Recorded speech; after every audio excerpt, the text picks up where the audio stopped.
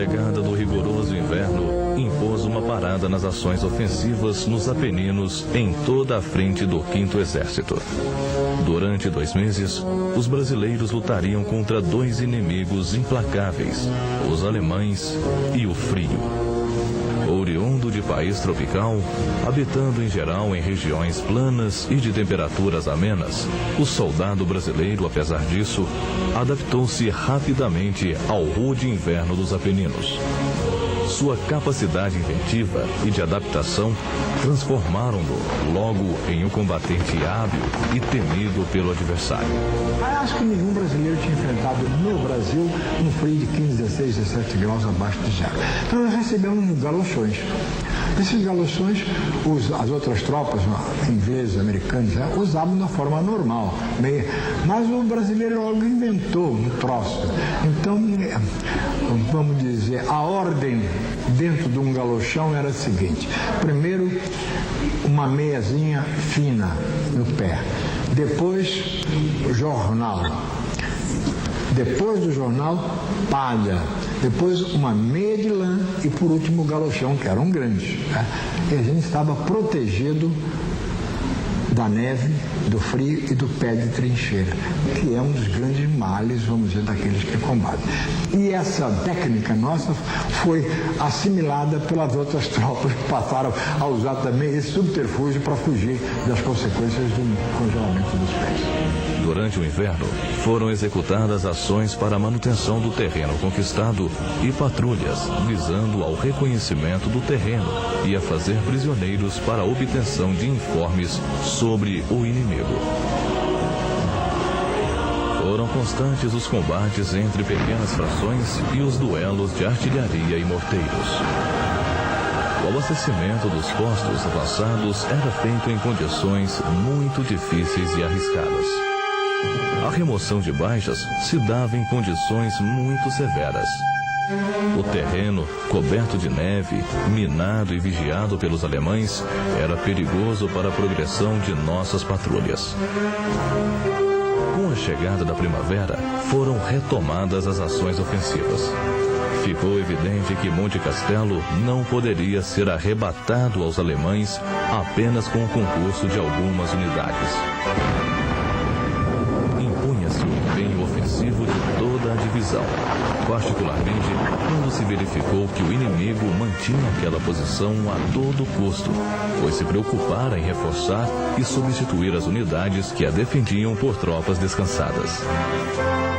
Às 5h30 do dia 21 de fevereiro de 1945, com o apoio de forte barragem de fogos, foi desencadeado o ataque definitivo às posições alemãs em Monte Castelo e, com ardor combativo, nossos soldados apossaram-se daquelas posições estratégicas. Partimos de Gágio e de Guanela, às 8 horas da manhã, e às 17h30 foi tomado Monte Castelo. Monte Castelo, por sua importância, tornou-se a maior disputa entre brasileiros e alemães durante toda a nossa atuação na campanha da Itália. Em Monte Castelo, a FEB viveu o episódio mais emocionante de sua trajetória em território italiano e celebrou o seu primeiro combate vitorioso na Batalha dos Apeninos. Sorvedouro de centenas de vidas brasileiras, a conquista de Monte Castelo constituiu dever de consciência e imperativo da dignidade militar. Em fevereiro de 1945, ainda perdurava um enorme saliente no dispositivo nazi-fascista nas montanhas dos Apeninos, exatamente na área de responsabilidade do 4º Corpo de Exército, no setor em que vinha atuando a FEB. A 14 de abril de 1945, prosseguiu a Batalha dos Apeninos com o ataque do 4º Corpo à linha de Gengis Khan, última linha defensiva alemã. Era o início da ofensiva da primavera, que conduziria os aliados à vitória final. Era imperativo continuar o ataque ao restante do maciço de Montese. De posse daquelas alturas, o inimigo detinha posição-chave. Os batalhões do escalão de ataque desembocaram às 9 horas e 45 minutos do dia 14 de abril, encontrando cerrada resistência. A luta prolongou-se mesmo durante a noite, tendo a localidade de Montese sido conquistada pelas tropas brasileiras. Foram entusiásticas as palavras do general Willis de Kittenberger, comandante do 4º Corpo de Exército, aos integrantes de seu Estado-Maior, na manhã do dia 15. Na jornada de ontem, só os brasileiros mereceram as minhas irrestritas congratulações. Com o brilho do seu feito e seu espírito ofensivo, a divisão brasileira está em condições de ensinar às outras como se conquista uma cidade. A situação agravou-se na manhã do dia 15, quando o inimigo iniciou uma densa concentração de artilharia e morteiros, multiplicando o número de baixas. Ao alvorecer de 17 de abril, o 5º Exército lançou tropas de reserva, concretizando a conquista da linha defensiva alemã. Terminara o episódio mais sangrento vivido por nossas tropas em território italiano. Montese foi o combate mais sanguinolento da Força Expedicionária Brasileira.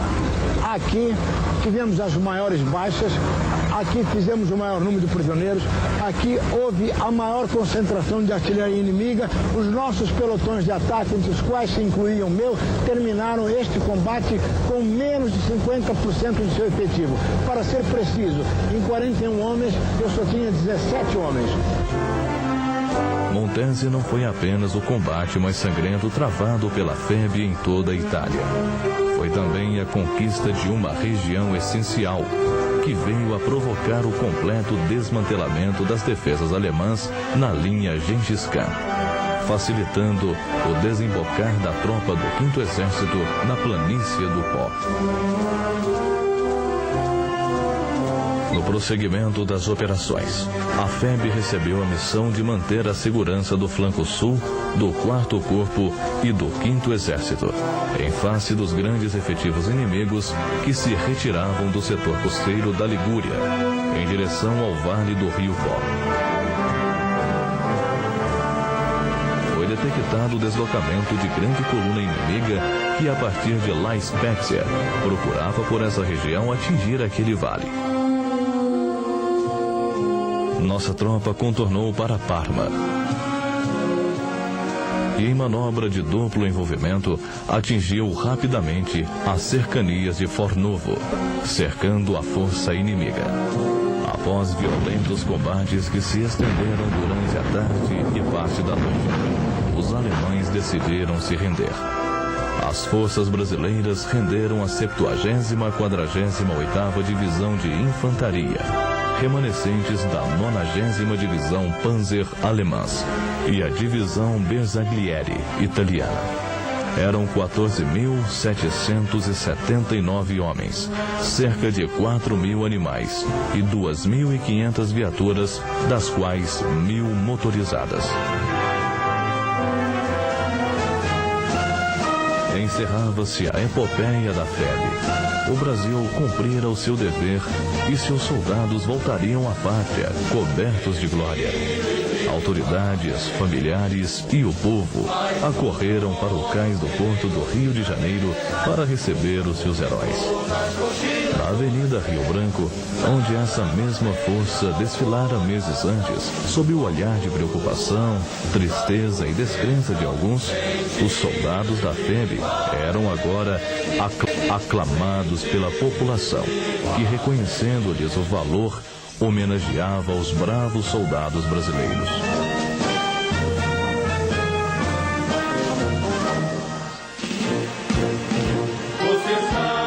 Há 60 anos, a cobra fumou, lutando pelos ideais de democracia e convivência pacífica entre as nações e pela defesa da liberdade e da dignidade. Soldados brasileiros lutaram bravamente e venceram.